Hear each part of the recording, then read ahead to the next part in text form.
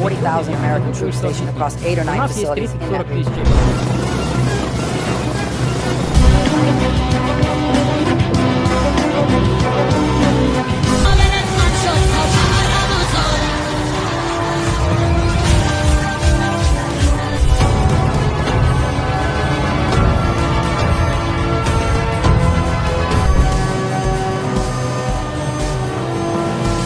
दोस्तों नमस्कार, मेरा नाम प्रशांत है और आप देखना शुरू कर चुके हैं आपका अपना channel TCL the conflict is. दोस्तों मिडिल ईस्ट में जो कुछ भी चल रहा है, अमेरिका का पूरा जो उसका सेंट्रल कमांड है, सेटकॉम है, वो मिडिल ईस्ट के चारों तरफ घेरा डाल चुका है।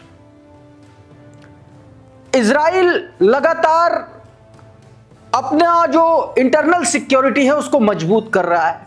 इस तरीके की खबरें निकल के सामने आ रही है। और जो इसमें सबसे बड़ा मिलिट्री बिल्डअप इस बार जो देखने के लिए मिल रहा है उसमें अलग यह है कि इस बार सारा का सारा गेम जो है वो समंदर के आसपास सिमटता हुआ दिखलाई पड़ रहा है। लेकिन क्या सच में यह मामला, यह जंग जो आहट सुनाई दे रही है, सिर्फ समंदर तक ही सीमित रहेगी क्या? आज के इस वीडियो में इस पर बात तो करेंगे, लेकिन जो सबसे मुख्य खबर है वो ये है कि अमेरिका का इस जंग पे, ये जो संभावित जंग की बात चल रही है, अमेरिका का सब कुछ दांव पर लगा है। और शायद यही वजह है कि अमेरिका का जो विदेश सचिव है, फॉरेन सेक्रेटरी है, मार्को रूबियो, वो अब गिड़गिड़ा रहा है, एक्सक्यूज दे रहा है ईरान को। जब ईरान ने अपनी ताकत दिखाई, समंदर से लेकर के समुद्र तल तक बनी हुई टनल के आसरे जब उसने USS अब्राहम लिंकन पर अपनी मिसाइलें तान दी, तो मार्को रूबियो अब गिड़गिड़ा रहा है, एक्सक्यूज दे रहा है। क्या एक्सक्यूज दे रहा है, अभी मैं आपको बताने जा रहा हूं कि किस तरीके से अमेरिका धीरे धीरे अपनी चीजों को पुख्ता कर रहा है। ऐसा नहीं है कि वो मिडिल ईस्ट की तरफ ही अपनी सारी ताकत लगा रहा, एक ऐसी ताकत भी है जो अपने अंदर की जो उसकी जो सिक्योरिटी है उसको भी मजबूत करने की कोशिश कर रहा है। तमाम सारी खबरें हैं, बने रहिएगा। वीडियो हो सकता है थोड़ा सा लंबा हो जाए, लेकिन आखिर तक बने रहेंगे तो बहुत सारी ऐसी खबरें हैं, बहुत सारे ऐसे डेवलपमेंट हैं जो आपको इसी एक वीडियो में देखने और सुनने को मिल जाएगा। सबसे पहले शुरुआत करता हूं अमेरिका की तरफ से किए गए दावे की। दोस्तों बीते दिन अमेरिका का विदेश मंत्री, विदेश सचिव जो है मार्को रूबियो, उसका एक बड़ा इंपॉर्टेंट बयान आया और उस बयान से बहुत सारी बातें पुख्ता होती हैं। सबसे पहले बात जो मार्को रूबियो ने कही कि जो ईरान जिस तरीके से वो अपनी बैलिस्टिक मिसाइलें तान रहा है अमेरिका का, चाहे वो युद्धपोत हो, चाहे वो अमेरिका के मिडिल ईस्ट में सैन्य अड्डे हों, चाहे वो इजराइल के अड्डे हों, हर अड्डा, हर सैन्य बेस जो है ईरान की मिसाइलों की जद में है। अब उन मिसाइलों की जद, उसकी जो ताकत है, ये जब सब कुछ पता चल गया अमेरिका को, सारी धमकियां खत्म हो गई, जब अमेरिका को ये फाइनली पता चल गया कि ईरान अब आर पार के मूड में आ चुका है, तो अब क्या कह रहा है? कह रहा है कि भाई साहब, हमारे तो मिडिल ईस्ट में 30 से 40 हजार अमेरिकी सैनिक मौजूद हैं। कह रहा है कि ईरान की जो मिसाइलें हैं, ईरान की मिसाइलों के टारगेट पर मिडिल ईस्ट में मौजूद उसका पूरा का पूरा मिलिट्री बिल्डअप है। और यह ईरान की तरफ से नहीं कहा गया, यह खुद मार्को रूबियो कह रहा है उनकी रेंज में 30 से 40 हजार अमेरिकी सैनिक मौजूद हैं। यह भी बता रहा है कि उसकी जो फोर्स पोस्चर है वो उसको मिडिल ईस्ट में मजबूत रखना चाहती है, इसलिए वो अपना मिलिट्री बिल्डअप कर रहा है ताकि ईरान की तरफ से कोई भी ऐसा खतरा हो तो उसका सामना किया जा सके। लेकिन उकसाया किसने, ये अपने आप में बड़ा सवाल है। पहले जरा देखिए मार्को रूबियो ने क्या कहा है, उसके बाद आगे की बात आपको बताता हूं। The baseline is this: we have 30 to 40,000 American troops stationed across 8 or 9 facilities in that region. All are within the reach. अच्छा, इन तमाम सारे घटनाक्रमों के बीच जो कुछ भी समंदर में चल रहा है उसकी नजर ईरान की बहुत पैनी नजर समंदर पर है। और शायद यही वजह है कि ईरान के जो नेवल कमांडर हैं तंगसीरी, उन्होंने दो टूक कह दिया कि अपना ये तामझाम हटाओ यहां से, चाहे वो आर्माडा की बात हो, चाहे वो यूएसएस अब्राहम लिंकन की बात हो, कहा कि इसको हटाओ नहीं तो हम इसको तबाह कर देंगे, नेस्तनाबूद कर देंगे। ग्लोब ऑब्जर्वर का ये ट्वीट देखिए, इसके दावे, इसके हवाले से खबर आई, बताया गया कि IRGC navy commander Tangsiri says the Persian Gulf belong to the Iran and its neighbour, warning to US to leave the region or face consequences. साफ साफ कह दिया कि जो पर्शियन गल्फ है वो ईरान का इलाका है और उसके पड़ोसियों का इलाका है। अगर अपनी खैर चाहते हो तो बहुत जल्दी ये इलाका खाली कर दो, नहीं तो आपको इसका करारा भुगतान करना पड़ेगा। यह साफ तौर पर ईरान ने धमकी दे दी। और धमकी का ये जरा एक और वीडियो देखिए, वॉर पल्स ने अपने ट्विटर हैंडल से जारी किया। ये ईरान के वो दोस्तों एक तरीके से वो नेवल फोर्सेस हैं जो सीधे तौर पर स्टेट ऑफ हॉर्मुज की तरफ बढ़ती हुई दिखलाई पड़ रही हैं। अच्छा, इसमें एक और बड़ा ट्विस्ट है। ट्विस्ट ये है कि नेक्स्ट वीक से दावा किया जा रहा है, from the next week Iran is going to conduct its military exercise, naval exercise in Persian Gulf. ये बात उन्होंने दोस्तों साफ तौर पर इस तरीके की खबरें निकल के सामने आ रही हैं। इसमें बताया गया कि Iranian media wants the Iranian navy could seize the USS Abraham Lincoln if it does not leave the Arabian sea. सीधे तौर पर बताया गया कि अगर आपने अरेबियन सी को नहीं छोड़ा तो यूएसएस अब्राहम लिंकन जो आपका एयरक्राफ्ट कैरियर है इसको जब्त कर लेगा ईरान। दो टूक कहा गया। और ये वीडियो जो जारी किया इससे ईरान की नेवल ताकत दिखाने की कोशिश की गई है। अच्छा, इतना ही नहीं है, दावा तो ये किया जा रहा है जो नेवल एक्सरसाइज अरेबियन सी में होने जा रही है उसमें चाइना और रशिया भी पार्टिसिपेट करने जा रहा है। इस तरीके की खबरें आ रही हैं। लेकिन एक खबर और पुख्ता हुई कि चाइना जो है ईरान की तरफ उसका जो नेवल शिप है वो बढ़ चुके हैं। ये जरा तस्वीर देखिए। ये वीडियो इस वक्त सोशल मीडिया पर बहुत तेजी से वायरल हो रहा है और इसमें दावा किया जा रहा है कि जो चाइना का जो नेवल बेस है हैनियान, वहां से चाइनीज शिप जो है वो ईरान की तरफ, ईरान की पानी की तरफ जाते हुए देखे गए हैं। ये इस वीडियो में साफ तौर पर देखें, इसमें बताया गया ये टाइप 4 टाइप का 055 और 052D डिस्ट्रॉयर हैं। ये दोनों ही डिस्ट्रॉयर दोस्तों चाइनीज नेवल बेस को, जो उनका चाइनीज नेवल बेस है हैनियान, उसको छोड़ करके अब वो ईरानियन वाटर की तरफ जाते हुए देखे गए। अच्छा, इतना ही नहीं है, खबर तो यह भी आ रही है कि स्टेट ऑफ हॉर्मुज को ईरान ब्लॉक कर सकता है। और दोस्तों अगर ऐसा हुआ तो आप यकीन मान करके चलिए कि पूरी दुनिया का 20% ऑयल इसी स्टेट ऑफ हॉर्मुज से होकर के गुजरता है। यानी कि पूरे दुनिया में तेल की किल्लत होनी तय मानी जा रही है अगर ये जंग हुई। करंट रिपोर्ट का ये ट्वीट देखिए, क्या बताया गया। Iran will conduct military exercise in the state of Hormuz next week. अगले हफ्ते ईरान स्टेट ऑफ हॉर्मुज में मिलिट्री एक्सरसाइज करने जा रहा है।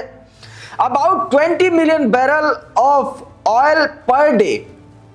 हर दिन 20 मिलियन बैरल ऑयल हर दिन स्टेट ऑफ हॉर्मुज से होकर के गुजरता है। यानी कि ओवरऑल ऑयल एक्सपोर्ट का, ऑयल ट्रांसपोर्ट का 20% यहीं से गुजरता है। इसका सीधा सीधा मतलब है इस ऑयल ब्लॉकेड अगर यहां से होता है तो पूरी दुनिया पर इसका असर पहुंचेगा। अच्छा, ऐसा नहीं है कि अमेरिका जमावड़ा नहीं कर रहा है। ये तस्वीर देखिए, ये अमेरिका का एक दूसरा एयरक्राफ्ट कैरियर है। ये RC-135V रेवेट ज्वाइंट इलेक्ट्रॉनिक सर्विलांस से लैस ये एक पूरा आप समझिए कि ये युद्धपोत, एक दूसरा युद्धपोत भी मिडिल ईस्ट की तरफ, ईरान की तरफ बढ़ रहा है। और दावा तो ये किया जा रहा है कि मिडिल ईस्ट की तरफ सेटकॉम के 10 युद्धपोत सेटकॉम क्षेत्र में, यानी कि सेंट्रल कमांड में, अमेरिका के सेंट्रल कमांड में टोटल 10 जो युद्धपोत हैं वो आ चुके हैं। और मिडिल ईस्ट में किसी भी खतरे, किसी भी जंग, किसी भी युद्ध की स्थिति में सेटकॉम ही अकाउंटेबल होता है। और बीते दिनों मैं आपको बताऊं, सेटकॉम का चीफ और इजरायली आर्मी का जो चीफ है, इन दोनों की एक बड़ी मीटिंग हुई है, बड़ी बैठक हुई है। और उस बैठक में सूत्र ये भी बताते हैं कि उस बैठक में बाकायदा जो ईरान में S-400 जो एयर डिफेंस सिस्टम रशिया का है वहां से जो आया है, उस पर भी चर्चा हुई। सुखोई 35 पर भी चर्चा हुई है। आयल जामिर जो IDF का चीफ है, उसने बाकायदा इसका बयान भी दिया, वो भी मैं आपको सुनवाने की कोशिश करूंगा। लेकिन ये तस्वीर जो आप देख रहे हैं यहां पर दूसरे एयरक्राफ्ट कैरियर की, इसको शेयर करते हुए मधुरेंद्र कुमार लिख रहे हैं कि मिडिल ईस्ट में अमेरिकी सैन्य जमावड़ा तेज, ईरान से बढ़ते तनाव के बीच अमेरिका ने मिडिल ईस्ट में हाई एंड संसाधन तैनात किए। एक guided missile destroyer RC-135V rebate joint electronic surveillance विमान, इसमें मिसाइल डिफेंस और इंटेलिजेंस जुटाने की अद्भुत क्षमता होती है। अब सेटकॉम क्षेत्र में अमेरिकी नौसेना के कुल 10 युद्धपोत तैनात हो चुके हैं। एक और ट्वीट किया इन्होंने, देखिए ये तस्वीर देखिए, इसमें ईरान की ताकत दिखलाई पड़ रही है और ईरान भी आर पार के मूड में है। अच्छा, इंपॉर्टेंट क्या है? इंपॉर्टेंट ये वीडियो नहीं है, इंपॉर्टेंट ये मिलिट्री बिल्डअप नहीं है। ये जो इंफॉर्मेशन है ये इससे ज्यादा इंपॉर्टेंट है। आपकी स्क्रीन पर क्या बताया गया? रिपोर्ट्स ये बता रही हैं कि दरअसल अमेरिका और इजराइल की नौसेना पर अरब सागर, फारस की खाड़ी और ओमान की खाड़ी में हमले की तैयारी कर रही है। दोनों देश ओमान की खाड़ी, फारस की खाड़ी और अरब सागर में ईरान पर हमले की तैयारी कर रहे। दावा यह किया जा रहा है कि एयरक्राफ्ट कैरियर स्ट्राइक ग्रुप के जरिए ईरान की नौसैनिक क्षमता और दबदबे को पंगु बनाने की योजना है। मिडिल ईस्ट में दोस्तों इस तरीके की स्थितियां बन रही है। अच्छा, अभी मैं जिस मीटिंग का जिक्र कर रहा था, उस मीटिंग का एक छोटा सा हिस्सा या कहें कि उसका एक जस्टिफिकेशन इस ट्वीट में मिलता है। ईरान मिलिट्री डेली का ये ट्वीट देखिए जरा, इसमें क्या बताया गया? Chief of general staff of Israel Eyal Zamir, इसने बाकायदा ये बात कही है, we have obtained evidence proving that Iran has recently received 4 squadron of Sukhoi 35 jets. ये कहा है कि हमको पता चला है कि 4 स्क्वाड्रन के सुखोई Su-35 जो जेट हैं वो ईरान पहुंचे हैं। अच्छा, खबर ये भी है कि ईरान के लिए अमेरिका के B-2 बॉम्बर्स भी तैनात कर दिए गए हैं। उनको उनका काम, उनका टास्क समझा दिया गया। आरकेएम टाइम्स की खबर देखिए, बताया गया कि American expert says all of 19 American B-2 bombers will participate with F-35, F-22 and latest F-16 in upcoming strike on Iran. US plan to destroy entire Iranian naval air defense and ground capabilities within a week. ये बात कही गई है।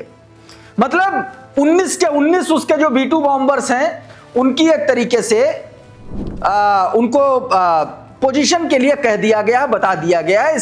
इस बात से इस खबर की पुष्टि कम से कम होती हुई नजर आ रही है। उधर दोस्तों आपको याद है कि 28 तारीख को डोनाल्ड ट्रंप ने जबरदस्त तरीके से धमकाया था और यह ट्वीट किया था जो आपकी स्क्रीन पर है। देखिए क्या कहा था और उसका जवाब भी दिया है ईरान की तरफ से, वो मैं अभी बताऊंगा, वो ज्यादा इंपॉर्टेंट है। पहले ये देखिए क्या धमकाया था ट्रंप ने। ट्रंप का ये ट्वीट, इसका हिंदी ट्रांसलेशन, बताया था कि एक बहुत बड़ा आर्माडा ईरान की ओर बढ़ रहा है। ये बहुत तेजी से, बहुत ताकत, जोश और मकसद के साथ आगे बढ़ रहा है। ये वेनेजुएला भेजे गए फ्लीट में बड़ा फ्लीट है जिसे महान aircraft carrier Abraham Lincoln lead कर रहा है। वेनेजुएला की तरह यह भी तैयार है। मतलब सीधे तौर पर डोनाल्ड ट्रंप ने ईरान को धमकी दी थी खुलेआम। अब इस पर ईरान के जो विदेश मंत्री अब्बास अरागची ने यह ट्वीट किया। देखिए आपकी स्क्रीन पर यह ट्वीट है। इसमें उन्होंने साफ तौर पर कहा कि हमारी बहादुर आर्म फोर्सेस तैयार हैं अपनी उंगलियां ट्रिगर पर रख करके हमारी प्यारी जमीन, हवा और समंदर पर किसी भी हमले का तुरंत और जोरदार जवाब देने के लिए। 12 दिन के युद्ध से सीखे गए कीमती सबक ने हमें और भी मजबूती से, तेजी से और गहराई से जवाब देने के काबिल बनाया है। साथ ही ईरान ने हमेशा एक आपसी फायदे वाले, सही और बराबर न्यूक्लियर डील का स्वागत किया है, बराबर स्तर पर और जबरदस्ती धमकियों और डराने धमकाने से मुक्त। जो ईरान शांतिपूर्ण न्यूक्लियर टेक्नोलॉजी के अधिकारों का पक्का करता है और न्यूक्लियर वेपन्स की गारंटी नहीं देता है, ऐसे हथियारों की हमारी सुरक्षा कैलकुलेशन में कोई जगह नहीं है और हमने कभी उन्हें हासिल करने की कोशिश नहीं की। बार बार ईरान ये बात कह रहा है। डोनाल्ड ट्रंप जो आखिरी में अब्बास अराक्ची ने कहा है कि जो तुम्हारी शर्तें हैं, जिल्ले इलाही मत बनो, बराबर की टेबल पर आओ, टेबल का नाश्ता ईरान को मत बनाओ, बराबर की टेबल पर बैठो और तब बात करो, बराबरी में बात करो। जिल्ले इलाही बन के बात करोगे तो आमने सामने का युद्ध लड़ो, युद्ध करेंगे, जंग करेंगे, दबेंगे नहीं तुमसे। और इसीलिए डोनाल्ड ट्रंप बौखलाया हुआ है, क्योंकि ईरान में साजिश के तहत जो हिंसा कराई गई उसमें तमाम सारे अमेरिकी और इजरायलियों का हाथ पकड़ा गया, हाथ सामने आया और तमाम सारे लोगों को लटकाया भी है ईरान ने। और अब चूंकि जब वहां से मुंह की खाया डोनाल्ड ट्रंप और बेंजामिन नेतन्याहू, तो अब ये इस तरीके की बात कह रहा है। और एक बात मैं आपको यहां पर बता दूं, बेंजामिन नेतन्याहू ने अभी हाल ही में रशिया के जरिए ईरान को कहलवाया कि भाई साहब हमको बचा दीजिएगा, हम पे अटैक मत कीजिएगा, अपना अमेरिका से देखो। ईरान ने कह दिया कि अगर किसी ने भी अटैक किया तो सबसे पहला टारगेट तुम ही होगे, ये भी कह दिया है। अब इसीलिए और ज्यादा दोनों बौखलाए हुए हैं और माना यह जा रहा है कि यह बहुत बड़ी एक वजह है जिसकी वजह से जंग होनी तय मानी जा रही है। वक्त क्या होगा यह वक्त बताएगा, लेकिन बहरहाल अमेरिका और ईरान दोनों पीछे हटने को तैयार है नहीं। इस वीडियो में इतना ही। बहुत बहुत शुक्रिया, बहुत बहुत धन्यवाद। आप जुड़े रहिए आपके अपने चैनल द कॉन्फ्लिक्ट लेंस के साथ। नमस्कार।